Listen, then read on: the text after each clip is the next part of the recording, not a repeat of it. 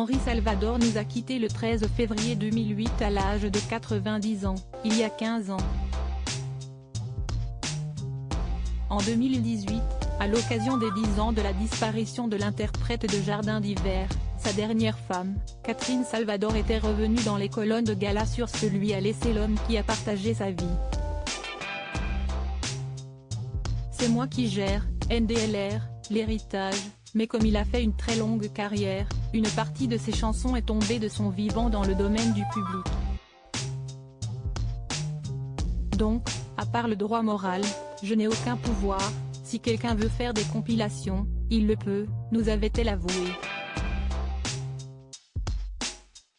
Mais celle qui a déclaré qu'il était impossible de refaire sa vie après Henri a tout de même décidé de défendre à son échelle le travail artistique monumental de son époux. J'ai essayé de préserver son œuvre, de continuer à la développer.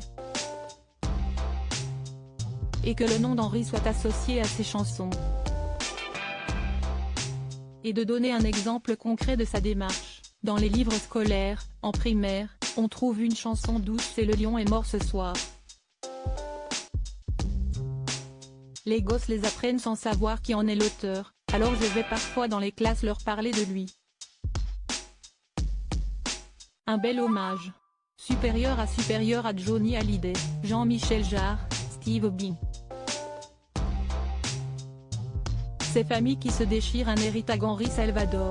Pourquoi le chanteur n'a jamais reconnu son fils unique chanteur aimé, mari dévoué? Henri Salvador était aussi papa d'un fils qu'il n'a pas élevé. On lui a demandé de ne pas le reconnaître. Quand il est parti au Brésil, Henri n'a pas su qu'une femme, qui s'apprêtait à en épouser un autre, attendait un enfant de lui. L'acteur François Perrier, NDLR, avait ainsi détaillé Catherine Salvador à gala en 2018. Et d'ajouter, il l'a appris 16 ou 17 ans plus tard. Il a porté le poids d'être le fautif, le responsable, mais Henri ignorait tout pour Jean-Marie. S'il l'avait su, peut-être qu'il l'aurait reconnu. Article écrit en collaboration avec 6 médias Crédit Photo, Coadic Y.